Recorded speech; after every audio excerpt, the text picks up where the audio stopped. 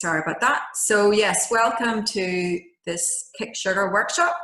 This is normally a workshop that I do live in person through the year, but obviously due to current circumstances, I'm doing it via a webinar. Normally there's some interactive components to this workshop, which I've had to cut out, like eating strawberries and tasting them. So hopefully that's okay. So this is what we're going to be talking about today. So we're going to be talking about sugar. So what is actually so bad about sugar? How do we find hidden sugars in foods? Not just foods where we might expect to get sugar, but then other foods where we don't really expect to see sugar. What happens to your body when you feed it too much sugar, and what happens to your brain when you eat too much sugar. And that's something that I'm really interested in, especially the impact of sugar on kids' brains, because there's a huge impact there. We'll talk about artificial sweeteners, because that's always a question that people have, because it seems like the perfect solution. So we'll talk about that and why it's not the perfect solution.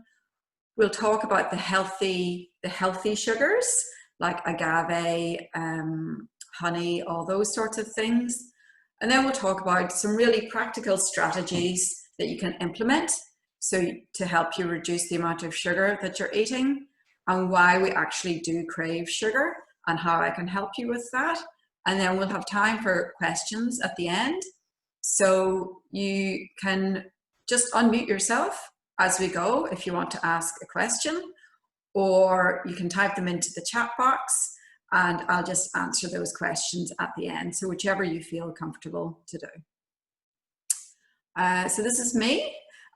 This is just outside my office here. You can see the Bulli bricks. And my background is that originally, back 25 years ago, I actually did my degree in food and mechanical engineering, and then a master's straight away in food science. So I've worked with food my whole life. But primarily from a food manufacturing perspective.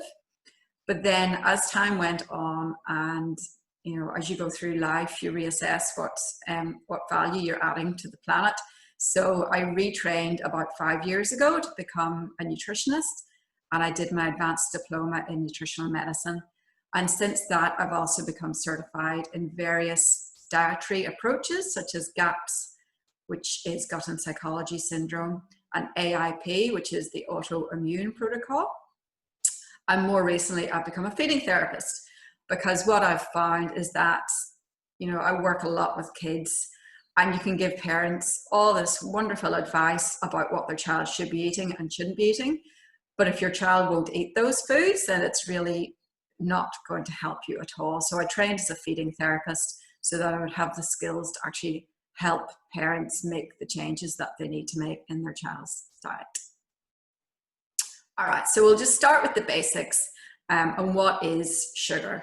So sugar is basically just the general name for sweet tasting carbohydrates, and it's found in lots and lots of different foods. And depending on what food you're talking about, the sugar has a different name. So when you're talking about fruit, the sugar is called fructose. When you're talking about milk, it's called lactose. We're talking about grains, it's called maltose. So you note they all end in O's, O-S-E, so that's how you know it's a sugar. And all carbs and sugars break down to glucose, and that's what your body's cells use to make energy. And so what we're talking about today is the quote unquote bad sugar.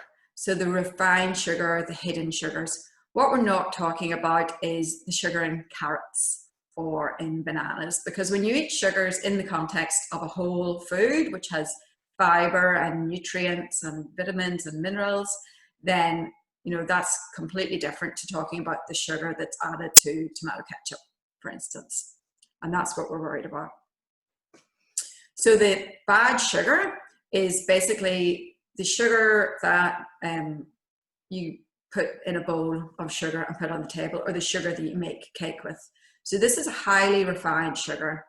And in Australia, it's made from sugarcane nearly all the time, because sugarcane is cheap, it grows easily in Australia.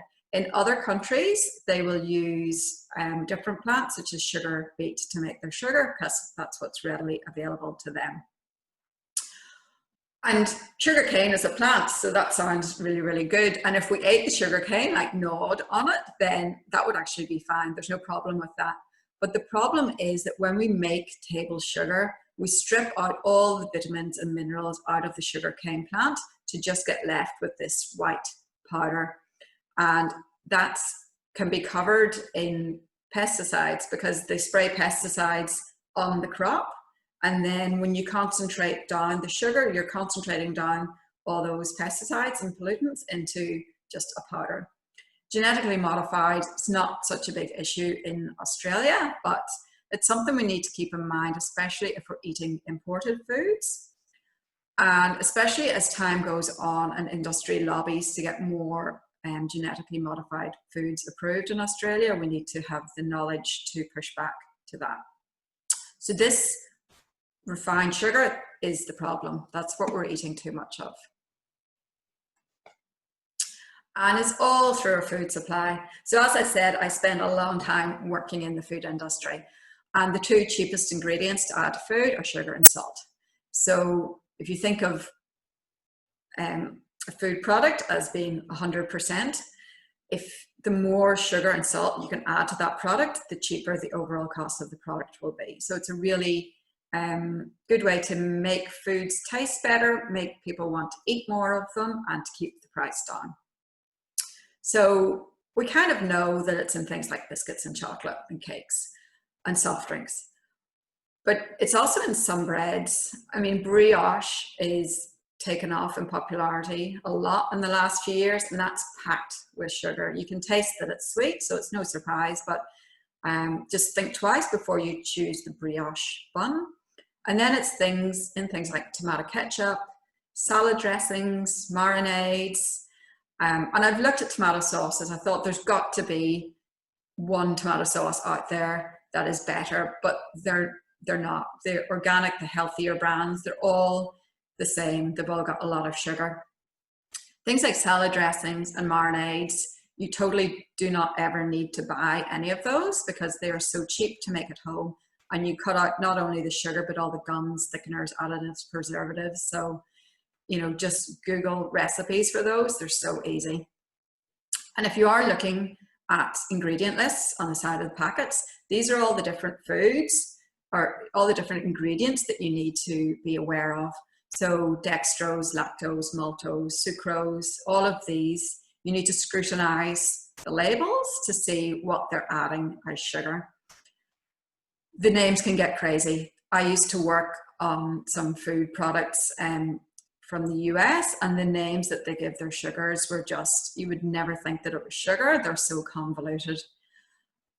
But at the end of the day, you don't want to spend your life scrutinizing labels. You really just want to buy foods that don't come in a packet, so they don't have a label. And that's the easiest way to know that what you're getting does not have added sugar. So there's no label on a banana, so go ahead and eat them. So there is one really, really bad sugar, and it's called high fructose corn syrup.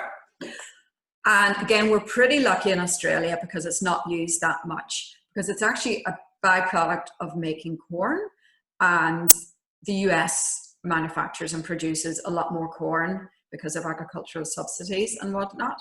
So in Australia, we don't really have that issue. But we do eat foods that are made in other countries, and we do eat foods that are made by American brands. So things like McDonald's foods, like their sauces and burgers and things like that, or burger buns rather, may contain high fructose corn syrup. Certainly their sauces do. So it's a good reason not to eat at McDonald's. It's also in soft drinks, but not Australian made soft drinks, but if you're buying some soft drinks that are produced overseas. It's much sweeter than glucose, and it's a lot cheaper than glucose because it is a byproduct of making corn. So it's essentially their waste stream. And it goes to your liver, and it leads to things like non-alcoholic fatty liver disease, and it increases your triglycerides, so the fat circulating in your bloodstream, and your cholesterol. and it causes all sorts of issues with inflammation, allergies, irritable bowel syndrome, and autoimmune disease. So that is a big no-no. So just be very, very careful if you're eating foods that are produced overseas, or if you're going to McDonald's. So we're just not designed to eat this much sugar as we're eating these days. Our genes evolved when there wasn't much sugar around, and we just ate complex carbohydrates, fats, proteins, no processed food, no refined sugar. And we used to eat about 20 teaspoons of sugar a year, and now we eat about 17 teaspoons of sugar a day. So that's just crazy. And our bodies haven't changed. The way we process our foods hasn't changed. And we're dealing with all this extra sugar. So you've probably heard of insulin. And insulin is designed to store away all that extra sugar as fat. Because when we were like these little cave people here, we needed to take the opportunity when we did eat sugar to store that as fat. So whenever there was a famine or a drought, we still had energy. So remember that insulin is the fat storing hormone. That's what it's designed to do. Now we have 24/7 supermarkets. We've got shelves that are covered in sugar-laden foods. There's no harsh winters. There's no famines. We don't have to walk for days to get food, but we're still the same. We still are designed to store that excess sugar as fat. And we're not walking for days, so we've got a more sedentary lifestyle. Everybody is stressed. We're not sleeping enough, and we're eating too much. So clearly not a good situation to be in. So what does sugar do to your body? Well, the first thing that it does is actually depletes your body of nutrients. So there are no nutrients in refined sugar. All the vitamins, the minerals, the fiber that are in that sugarcane plant are gone.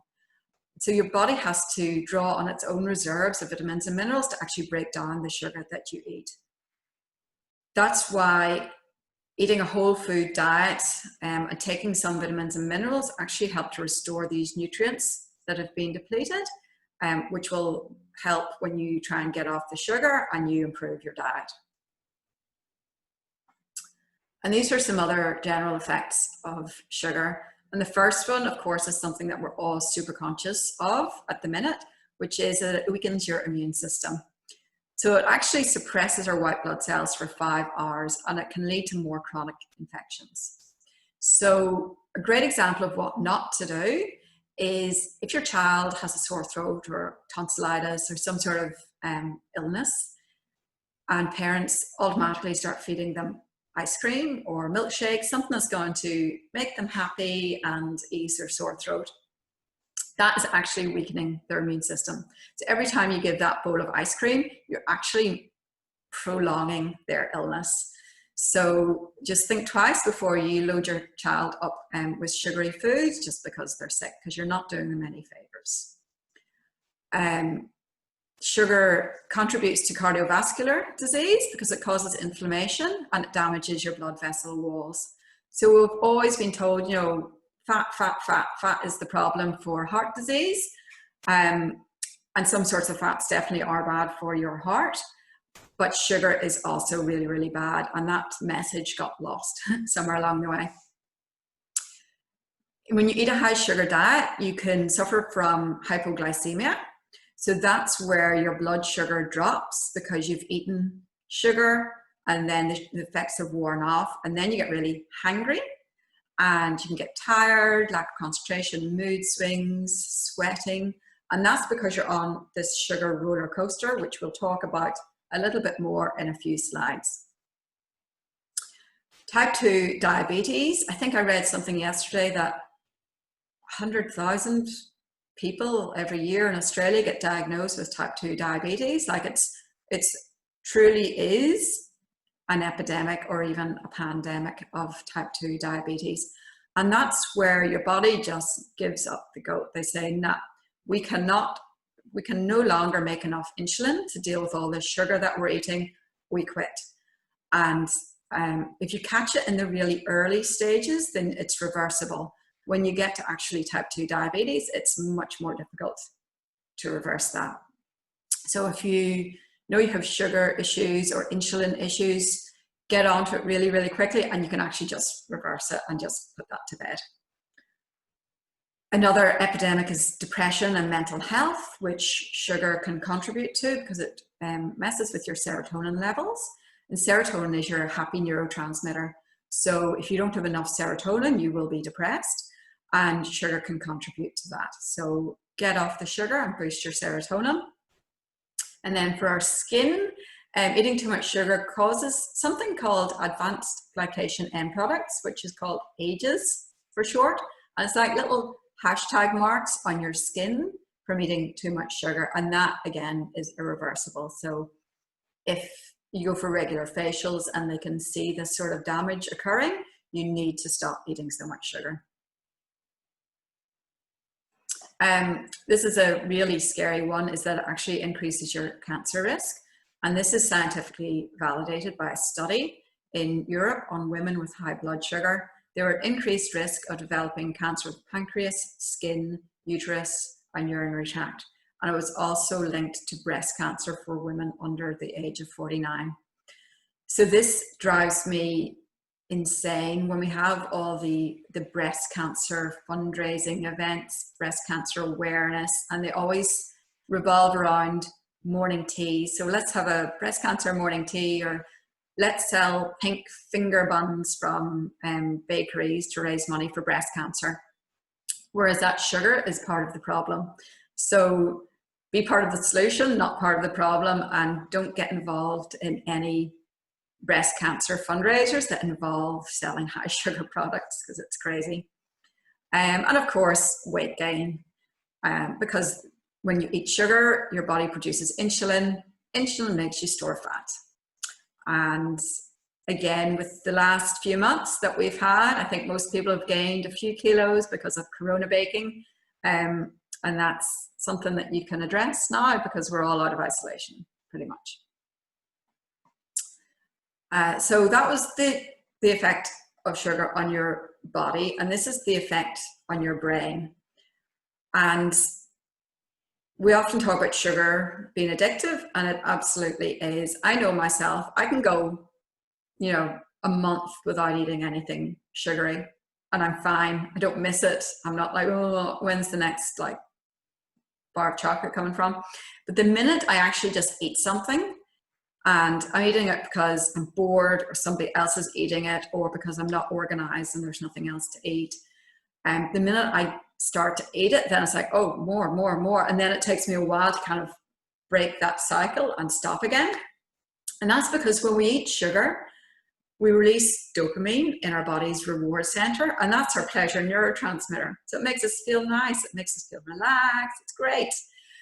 But when you keep eating sugar, the body actually down-regulates its dopamine receptors, which means that you need even more sugar to get that same feeling of pleasure and relaxation. And ultimately, you get deficient in dopamine, which causes issues like fatigue, lack of concentration, focus, anxiety, mood swings. This is a big reason why sugar is bad for ADHD. So it's not because people think that sugar is bad for ADHD just because of that energy surge and kids go crazy at birthday parties, that whole thing. But it's actually more than that. It's actually because of the effect that sugar has on our dopamine receptor. So it's more the long-term issues. And this is the roller coaster that I was talking about. So as you can see, you eat a simple carb. So that could be sugar, but it also could be white bread, white pasta, white rice, because essentially these all break down to glucose in your body really, really quickly.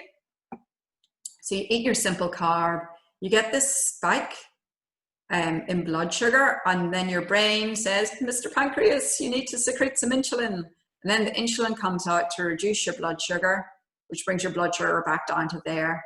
And then you're like, oh my God, I'm so tired, I need some sugar. So you eat some sugar and your blood sugar goes up again, and then your insulin brings it back down again. And that's when you eat sugar for breakfast, you basically get on this roller coaster for the rest of the day. And whenever you get this dip, this craving, you can feed it with sugar or caffeine. So which is why, you know, you eat your breakfast, your sugary breakfast, and then a couple of hours later it's like, oh my God, I need coffee.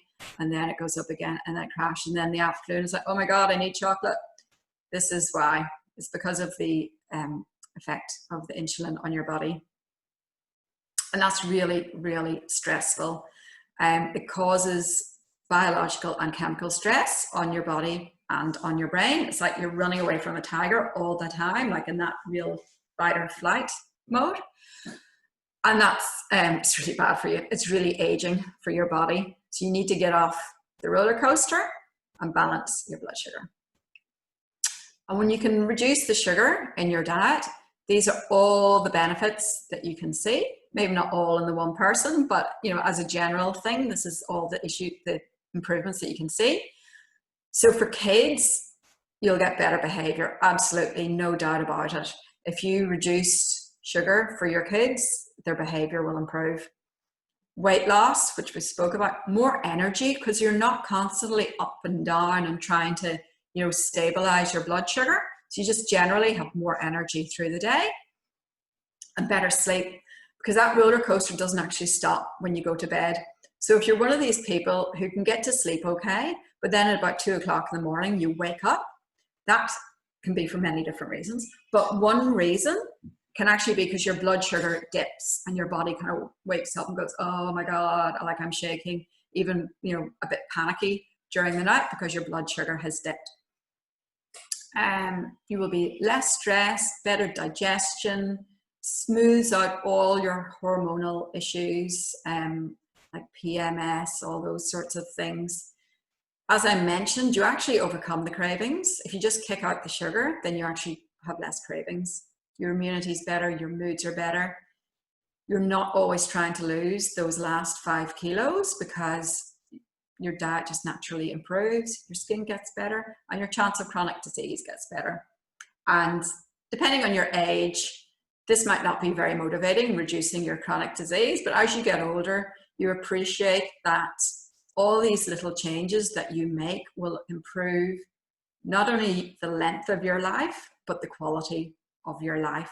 So making these changes when you're younger will make your later years much more pleasant. So I mentioned we were going to talk about artificial sweeteners, because whenever they came in, like, I don't know, back in the 70s, I guess, or I'm not sure, but it was like, oh wow, we're good now. We can still have Coke and we can just have all those lovely sweet foods and we just put in artificial sugars. Yay, like game on. And so they went into everything, soft drinks, yogurts, chewing gum. But nothing is ever that good. And a research study that was published in 2017 has shown that artificial sweeteners actually increase your blood sugar. They contribute to obesity. They increase your risk for type 2 diabetes and high blood pressure over time. So they are actually just as bad as sugar. So don't think that you're having your Coke Zero, you're doing something better for yourself. You just need to cut out the Coke completely. And there are some studies that say that they're carcinogenic. So always just beware if you see diet written on anything, that it's highly likely they contain artificial sweeteners. And so things like saccharin, aspartame, and sucralose, so Splenda and Equal.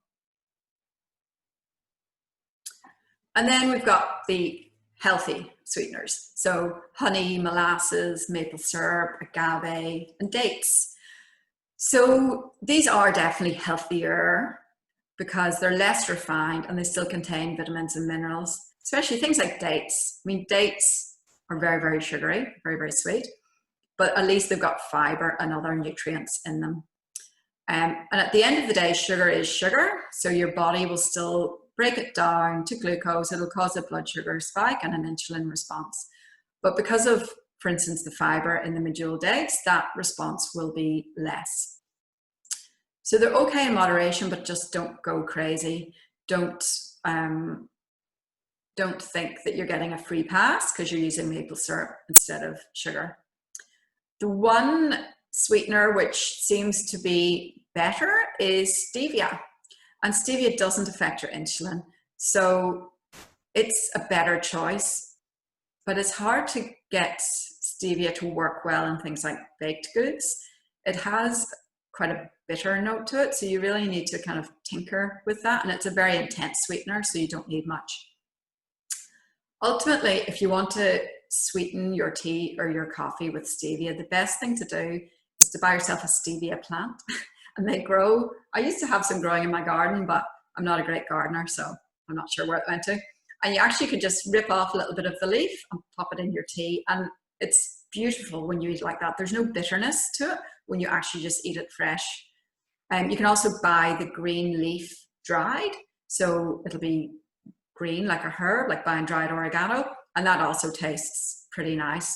But for convenience, just grow it. All right, so this is my top 7 tips to actually kick sugar. So tip number 1 is to drink water. And you're probably thinking, oh my God, really? Is that it? But try it. It's actually more powerful than you think. Because whenever you think, I want something to eat, I want something sweet, sometimes you're just thirsty. So always before you do reach for something sweet to eat, have a big, big glass of water. Wait 5 minutes, go and do something else, and then see if you've still got the craving.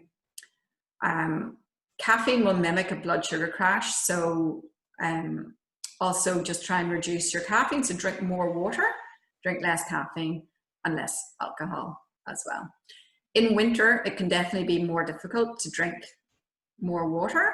So try and drink herbal teas and things like peppermint tea, green teas, all those sorts of things. Green tea does have some caffeine in it, but only about 10% of like a normal cup of tea. So you can definitely have, 3 or 4 cups of green tea in a day and not have too much caffeine.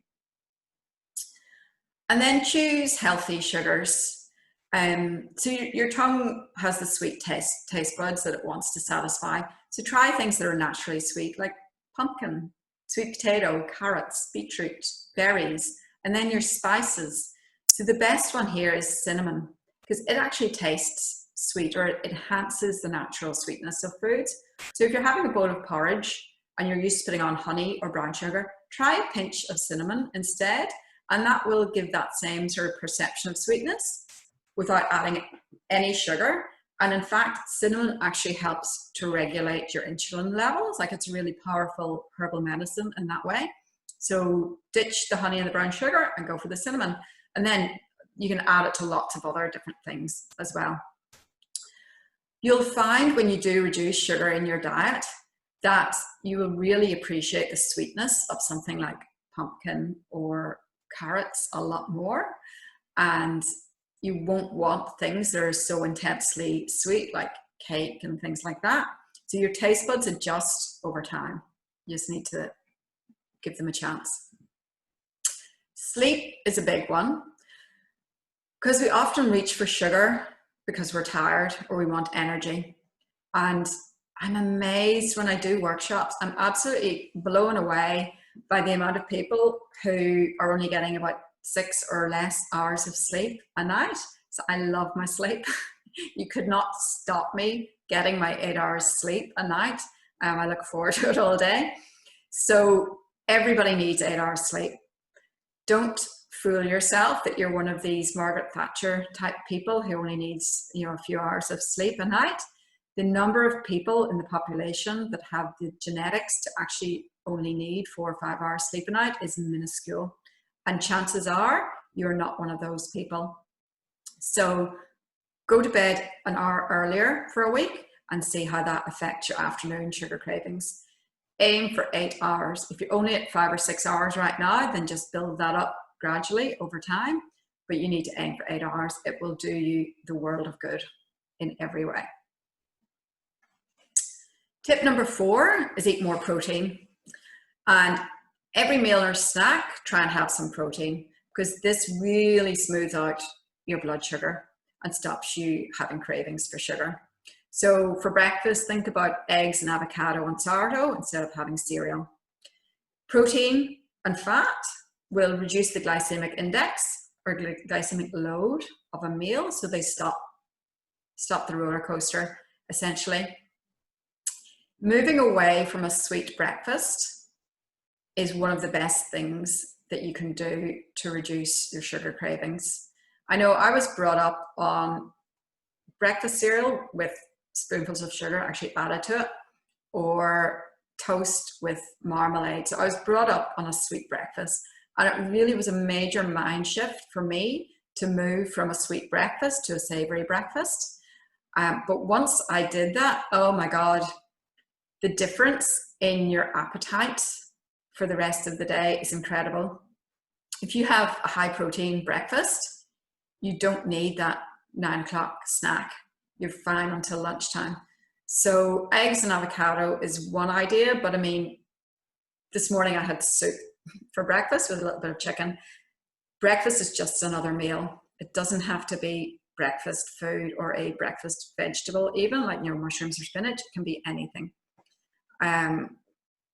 If you don't eat enough protein, you'll get big sweet cravings. If you eat too much, then you can also have sweet cravings. So you just need to find the right balance based on your, you know, activity level, your size, all those, your gender, everything. For protein in a meal, think about the size of your palm, so thin, but that size.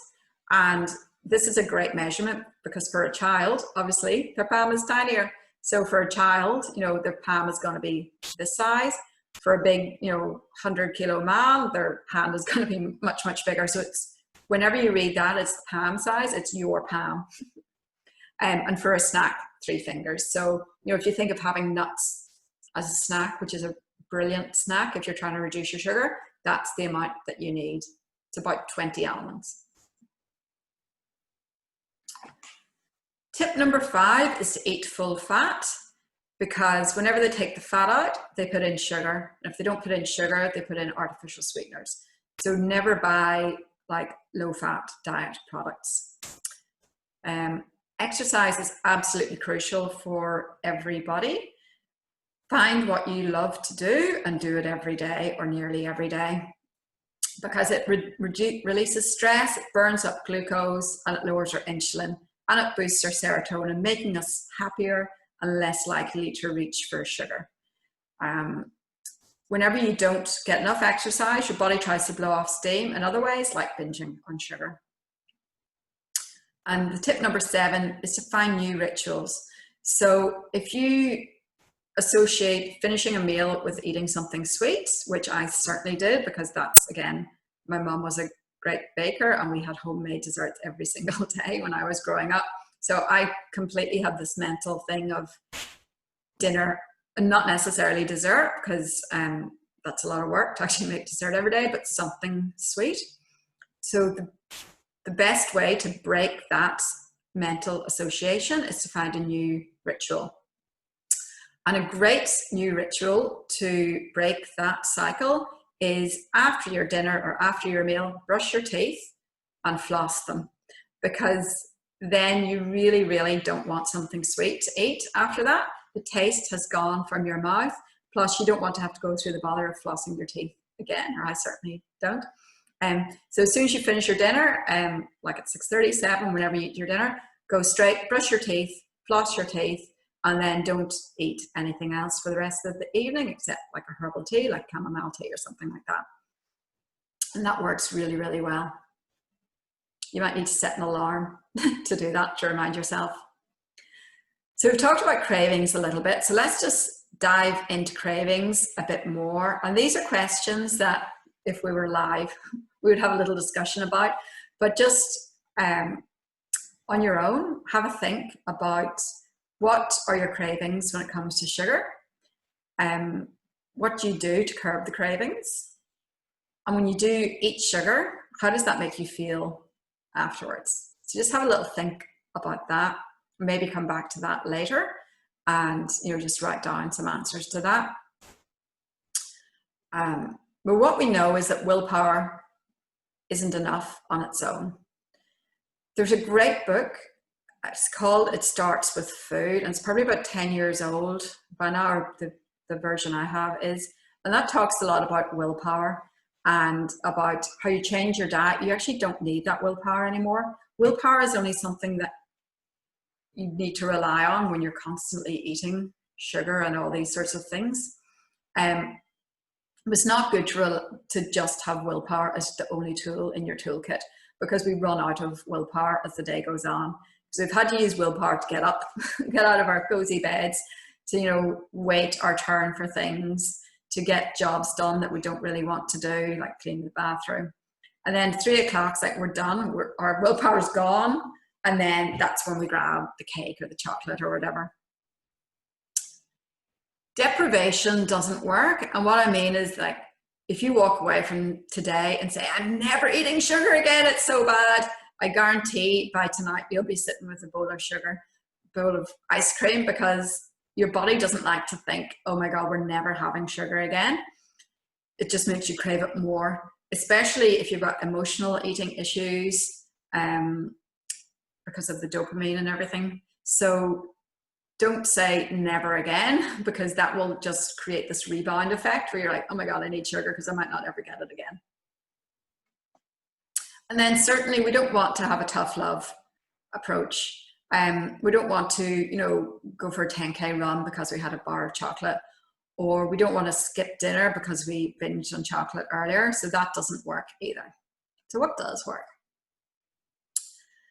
So for a lot of people, especially people who eat emotionally, which is the vast majority of females, not to be too gender specific about it, but I do think females are a lot more driven in this way. Cravings are communicating a need or a desire. And instead of reaching for the sugar, you have to think, what are you actually hungry for? Because you're not really dying for that cupcake. So what is it that you really are looking for? What's the emotion that you're trying to deal with or trying to avoid?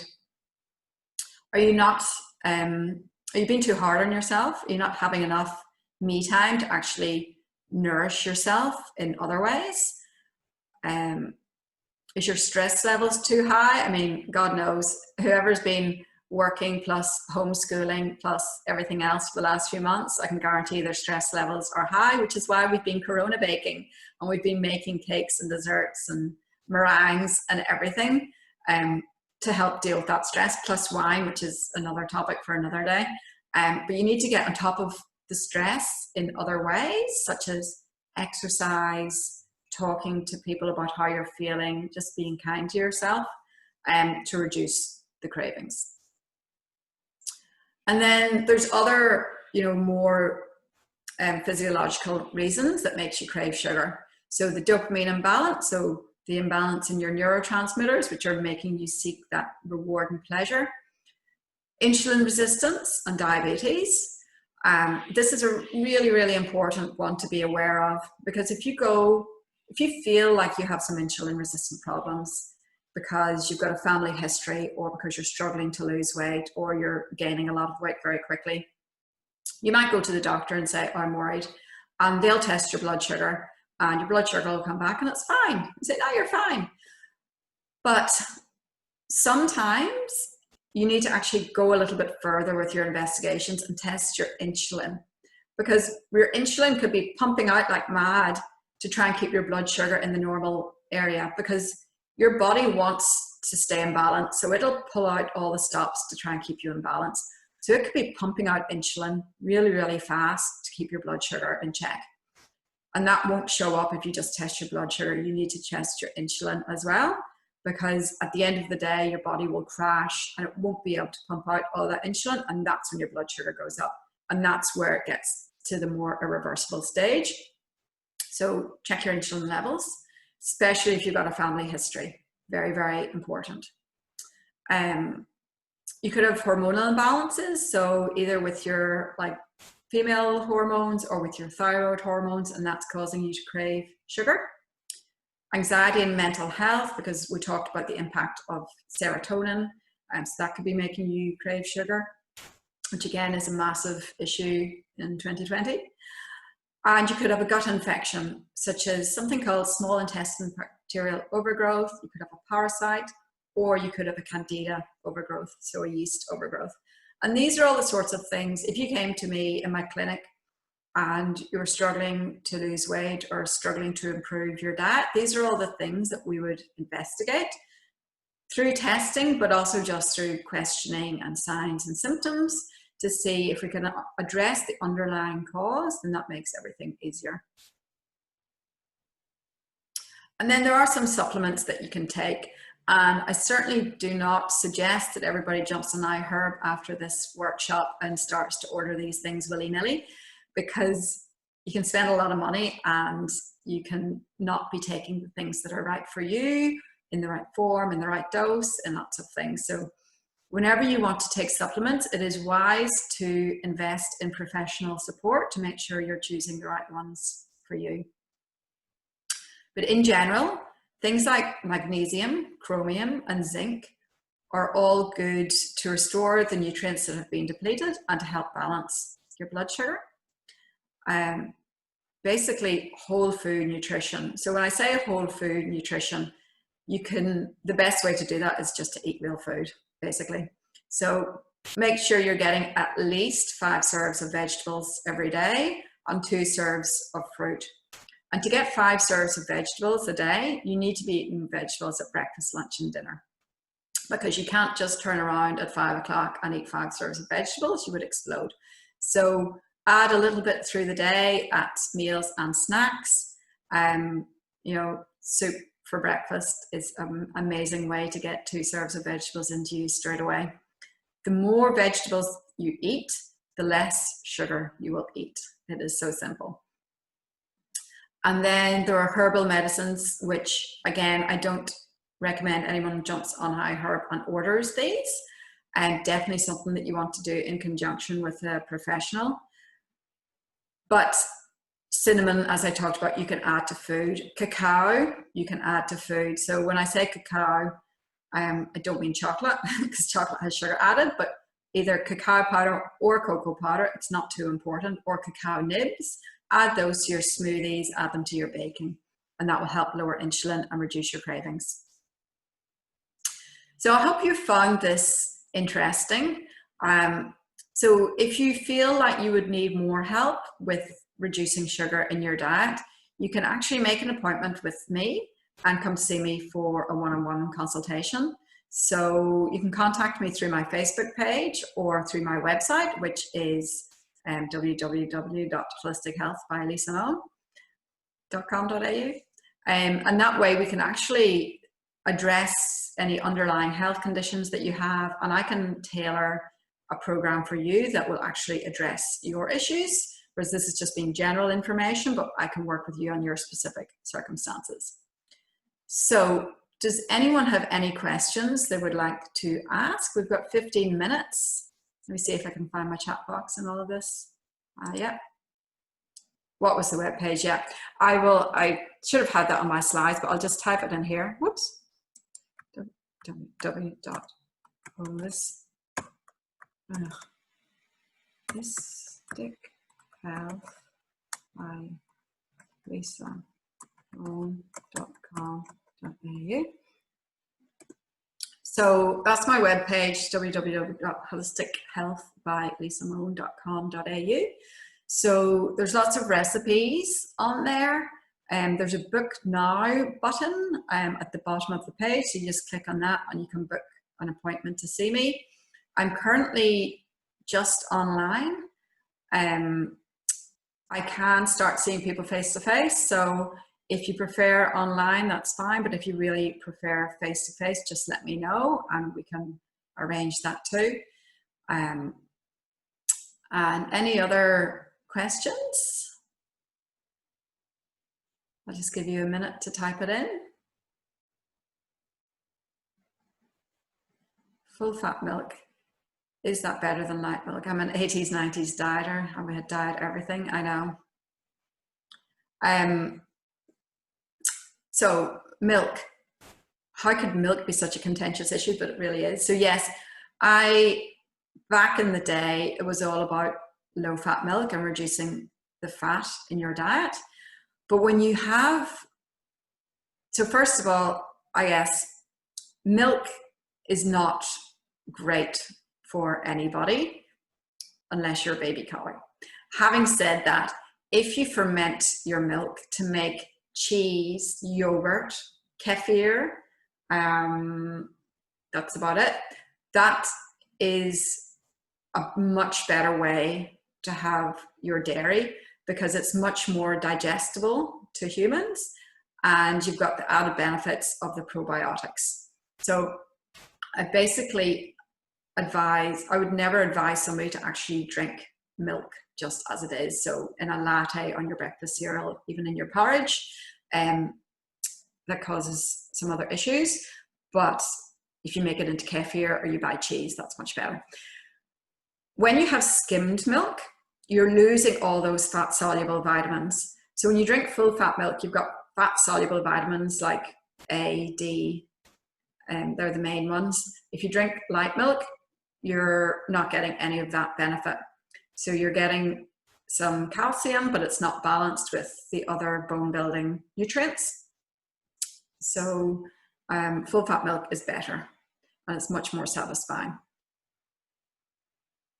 Yeah, the whole thing about fat is there was just so much politics in the 1960s and 70s that went into devising those food pyramids. And the studies that showed that fat was really bad for you and bad for heart disease, those studies were really not just flawed, but actually deceitful, because they just cherry picked the data that they wanted to include in those studies, the data that proved their point. And when you look at all the data from those studies in the late 60s and 70s, there's no correlation between high fat diets and heart disease. So fat has more calories, like gram for gram, fat has more calories than carbs or protein. But that's the only sort of reason why you would want to cut it out. Any other questions? So that goes for yogurt and everything as well. Go for the full fat. Okay, well, thank you very much for listening, and thank you. I'm glad you enjoyed it. If you don't already like my Facebook page as well, it's the same, Holistic Health by Lisa Moan. So jump on and like that, and I share lots of information every day. So thank you very much, and feel free to get in touch with me later. Goodbye.